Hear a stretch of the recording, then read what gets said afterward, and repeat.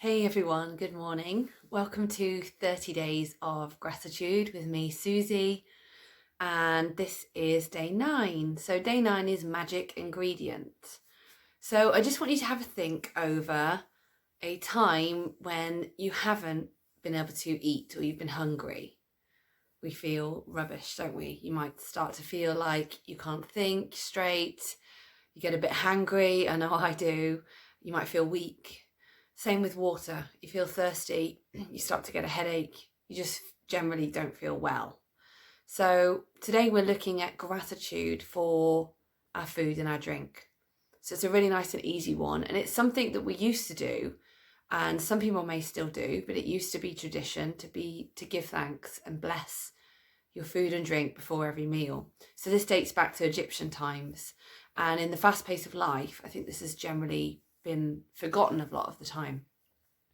So we can also help with this by thinking about all the things, the amazing things that go on to create our food and bring water to us, clean water to us. So this leads really nicely on from yesterday. I did a yin yoga and we did nature appreciation. So we had something that we could gaze upon and contemplate how amazing it was that it had got there and what had gone into getting it there. So, for example, food. Think about the farmers, the people that have picked the food, all the water and energy and sunlight that's gone into growing that food. Then the distributors, so all of the truck drivers, food distribution companies, packing companies. This is all, if you're ordering your food, all the supermarket staff, if you're going into the supermarket or a shop. So there's a lot of energy and love and time and effort that's gone in to getting that food onto our plates and then preparing it, cooking it, whoever's cooking your food or you're preparing it yourself. It's a lot of work. So that is a lot there for us to be grateful for. So much. The same with water. Think about what water does for us. How does it get to us? The natural cycle itself, the natural water cycle, is incredible.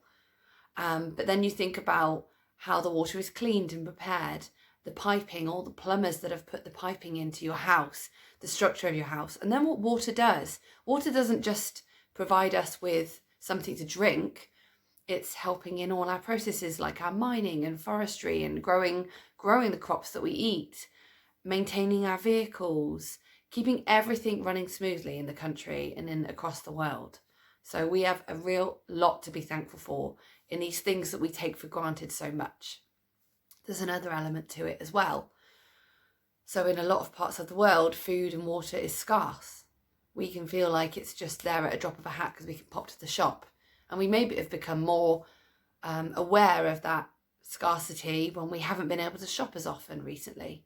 So we've been going to the shop maybe once every couple of weeks. Some people can't get to the shop. Some people can't get a home delivery.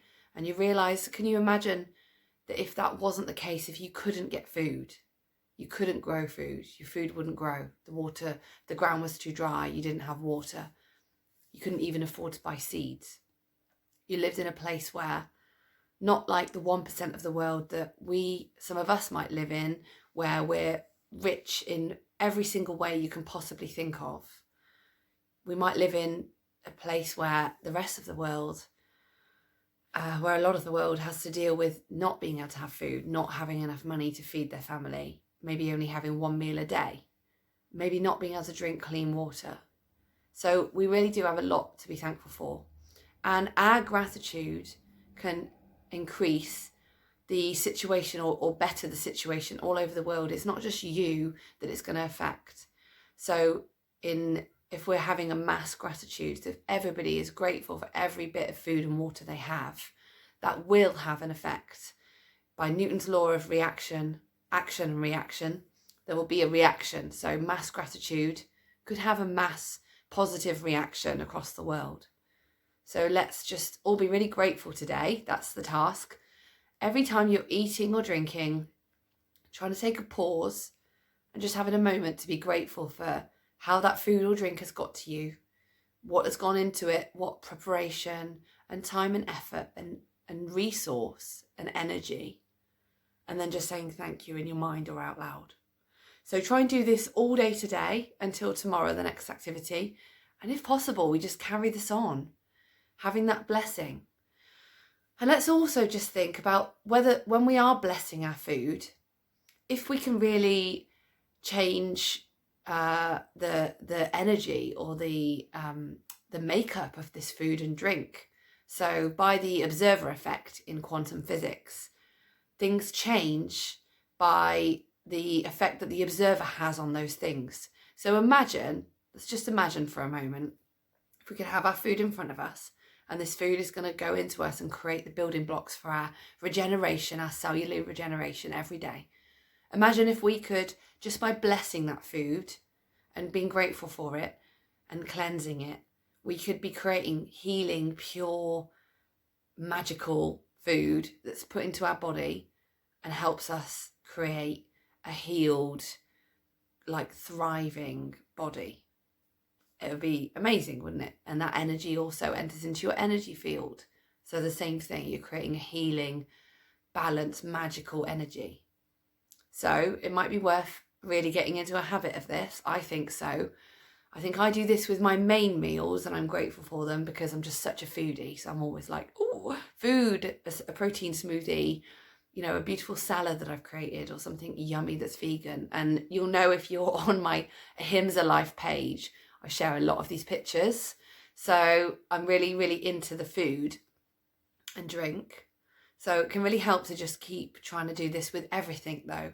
So I'm going to try and make this make this happen today. Every cup of tea, every snack, every little bit of anything you drink, every glass of water, just be really thankful and see if we can carry this habit on.